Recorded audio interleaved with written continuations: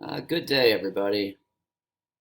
So we're starting an online virtual sculpture uh, unit for obvious reasons. Now, the video I shared with you earlier uh, gives you a pretty good rundown of the program, but there's a couple of things, extra things that I want to make sure you guys know how to do.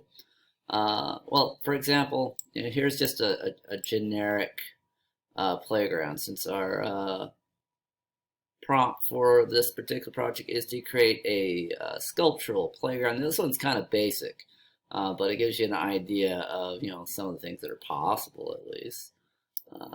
So you can utilize this cube like this, to look below, above, beside, arrange it in any way that you need.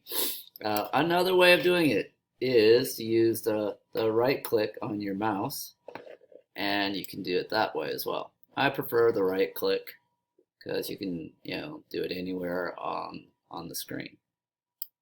And as well as that, we might find that we want to download an image. How do we do that?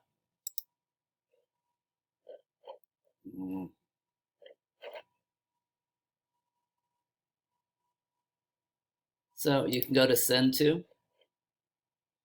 and then you'll see picture of your design. Now, keep in mind the position that whatever it's at, that it's at is the picture it's going to take. Oops. So if you want to take a picture of it, and you will be putting pictures on the bell work once we are in full swing with this. Put it in a good position. I'd say a little bit top view at an angle. And then go to send to.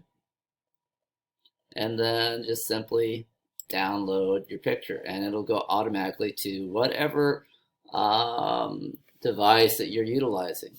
You'll want to, of course, for this program, be using either your Chromebook or your computer at home. Don't use your phone. Don't use a tablet. I definitely use a computer. Everybody has a Chromebook that's assigned to them from the school, so everybody has a computer.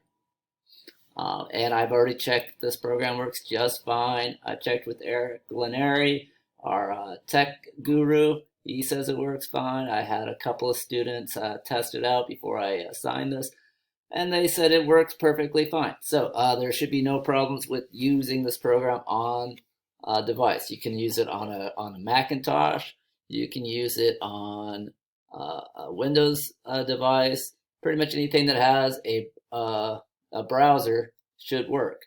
I mean, it probably would work on a tablet, but you could try it out. But I highly recommend using a standard like laptop or regular computer.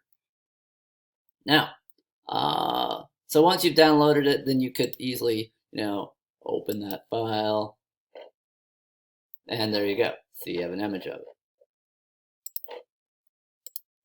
Also, other things, just think about, okay, so if you want to say this is your design, like I think, well, maybe I want to alter this object, that's something you can do.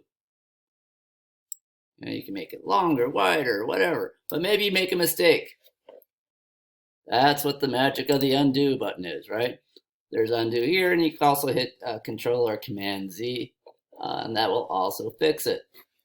So that's my just quick rundown, less than 5 minutes, thoughts on this program. I'll probably do a couple more videos as I think of things, and have fun with it. We'll be doing this for a couple of weeks at least, maybe a little longer. All right, catch you later.